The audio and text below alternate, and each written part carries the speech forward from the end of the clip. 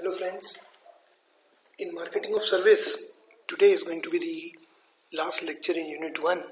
We have discussed the various types of services, we talked about the trends, we talked about the reasons for growth in service sector, we talked about the classification of services, we did a comparison between goods and services, and we understood service mix categories, and we talked about the different unique characteristics of services and what implications they have for the service marketer.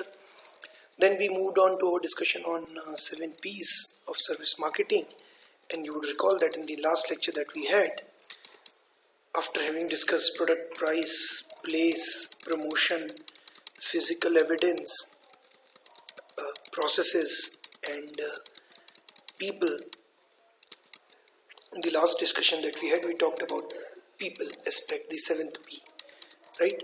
So this was our discussion till now, and today we are going to talk about the trends in the service sector. Fine. So what are the latest trends in the service marketing? So first thing is the use of self-service technology has increased. What do we mean by self-service technology? The customer does not have to interact with any employee of the marketer. He does not have to employ with the front stage people. He or she can get the service on its own. For example, when you go to the bank ATM, this is an example of a self-service technology. You go there and you can find out the balance in your account. You can also deposit money nowadays. You can also withdraw. So this is an example of self-service technology. So many companies have started coming up with self-service technologies.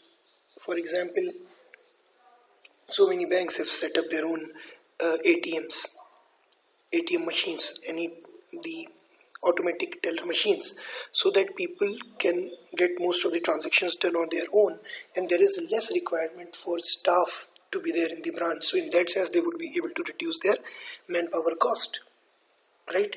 Again, for example, if you try to contact some services, they have started using chatbots. Now they are basically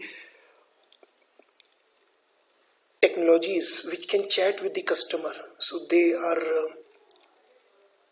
basically advanced form of robots wherein they can talk with the customer. So when you call up, for example, if you go to Indian Railways website, so you'll find a chatbot there. So if you ask some question, based on whatever the data has been fed into them and based on their memory of earlier interaction with the customers, they would respond, and they would respond just like a normal human being. However, when you start using chatbots, you don't need to have a human being answering the customer calls. So in that sense, there would be a reduction in the manpower cost. Again, another trend is use of electronic channels to expand distribution. For example, nowadays many production houses, what are they doing? Specifically, since the 2020 March, when the corona pandemic struck, you would have found that some of the production houses, they have started releasing their movie on the over-the-top platform, OTT platform. For example, Netflix or Amazon Prime or Disney Hotstar, Woot or Sony Live, Z5. So these are the different OTT platforms that we have here in India, and many production houses have started releasing their movie because the cinema halls were closed because of the corona pandemic and the lockdown. So what did they do? They started releasing their movie using the electronic channels which were available to them through these OTT platforms.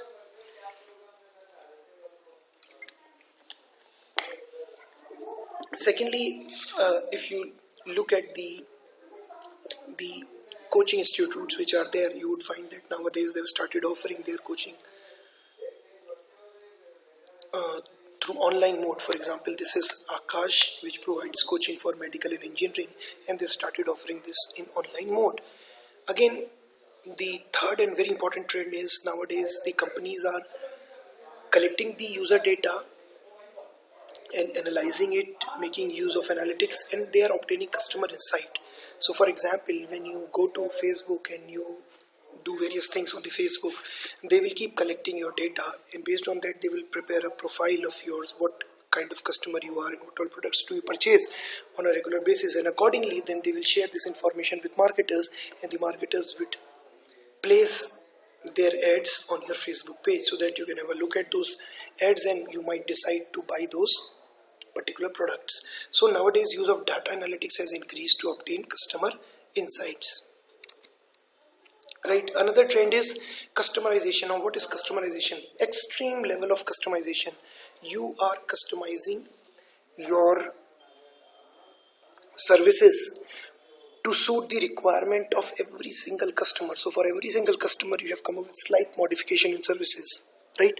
For example, this was done by Lenskart as far as products like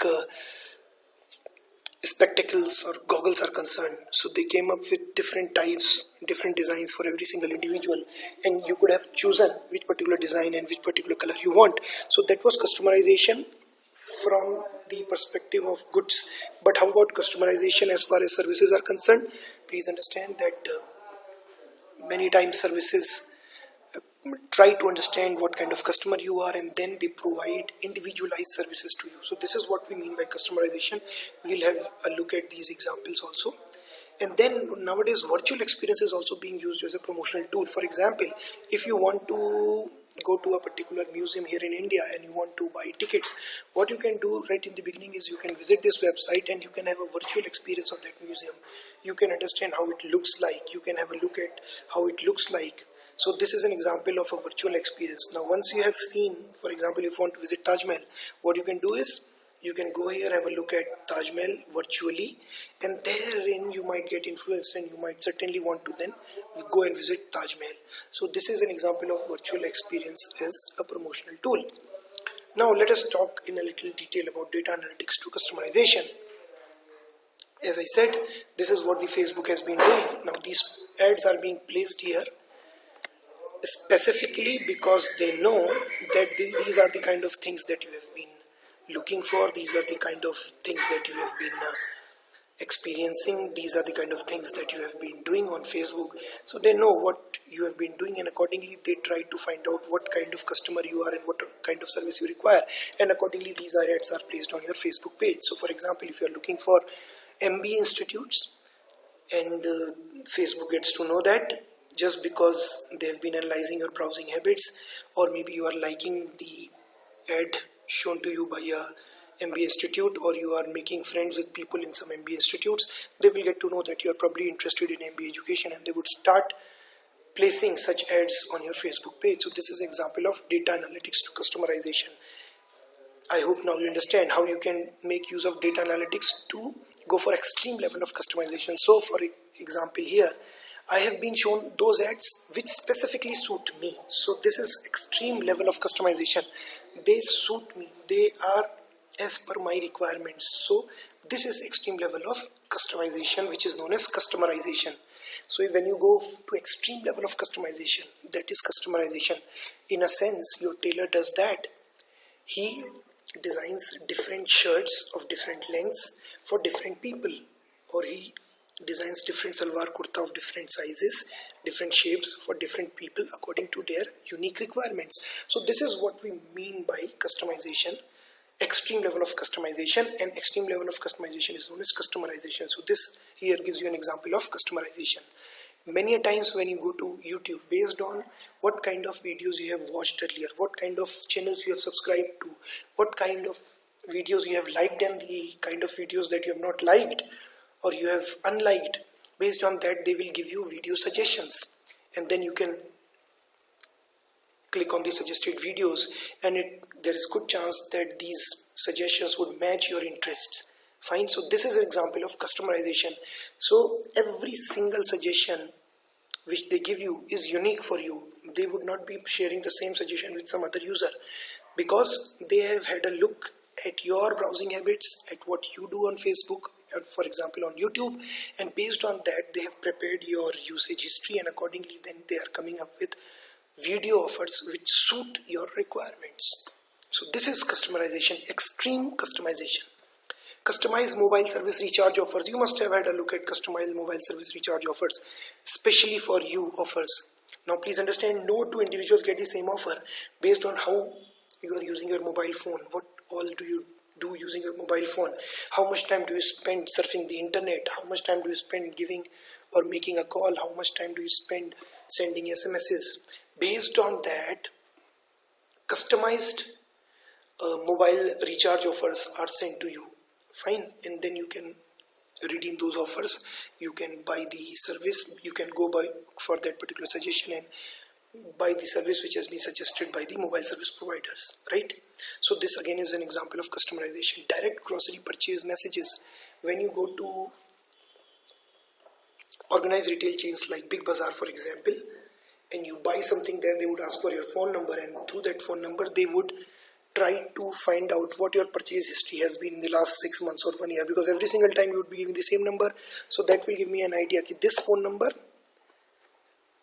the person who owns this phone is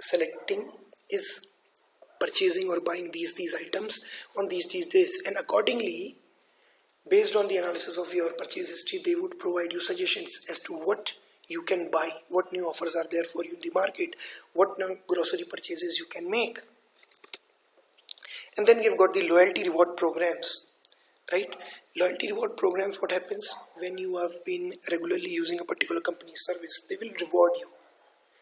Do you know about the reward program of Google Pay? So whenever you make a payment, you are given a reward. Many times that reward materializes into a 5 rupee cash or 10 rupee cash. Many times it does not. So this is an example of a loyalty reward. Likewise, many airlines have frequent flyer programs. What do we mean by frequent flyers? Those who fly a lot in the aircrafts of those particular airlines. So for example, let's say Indigo has a frequent flyer program. So if you have been using the Indigo services on a regular basis, or maybe you have flown more than 1 lakh kilometers in a particular year, then they would give you this loyalty award and you would be considered a frequent flyer, and you would be given some additional services which the other lay customers are not given.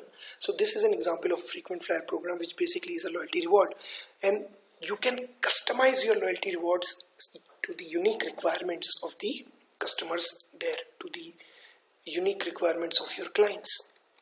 Now let's talk about the virtual experience aspect that I was discussing in the first slide, wherein I talked about virtually experiencing how Taj is and then finally deciding to go and visit the Taj, right? So let us understand what virtual experience is and how it is being used nowadays. For example, you see what movie trailers being released online. So you see a teaser or a trailer, it is maybe 1 or 2 minutes, and based on that you can make up your mind whether or not you're going to watch that movie. If you find the trailer or the teaser really interesting, you go for the movie. But if you do not find it interesting, you generally decline. You generally don't go for the movie. So this is an example of a virtual experience, right? And then, as I said, explore the Taj Mahal. This is again the example of a virtual experience. The first slide was talking about the website wherein you can virtually visit a particular museum in India and then finally decide to actually go and visit that particular museum. Likewise here, you can visit Taj Mahal, explore the Taj Mahal virtually, and then if you feel that Taj Mahal is really beautiful and you are really impressed by its beauty, then what will you do?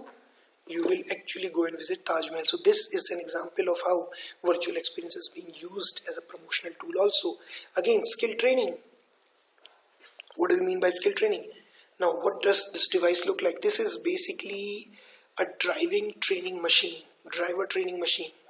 and this is basically nowadays available in many of the Maruti Suzuki sponsored driving training schools. Now this lady is basically actually learning how to drive. So she's been given a steering, and then there is the gear and the brake and the accelerator, and then there is a screen. So she has to look at the screen. In the screen the road is being depicted, and accordingly she has to maneuver her car, and if she does a mistake, if she makes a mistake, that would be recorded in the system. She does not make a mistake, that would also be recorded in the system, and this way she would be able to learn how to drive the car, and she would not have to compromise her safety doing that, because when you are learning how to drive a car and you have a new car to do that, it may so happen that you might meet an accident, but this is something that is not going to happen here. So these kind of skills training can also be provided through these kind of virtual tools, and there is no requirement of going to a driving training school and actually trying to drive a real car, you can learn how to drive a car through these kind of equipments also. So this is another example of how virtual experience plays a major role in not only promoting your service, but also it can replace the requirement of having a driving training school with a real life car or with a real life trainer. Now you can have machines instead, and you can teach the person how to drive. So with this, we are coming to the close of unit 1, and tomorrow we are going to start our unit 2. Thank you very much for your time.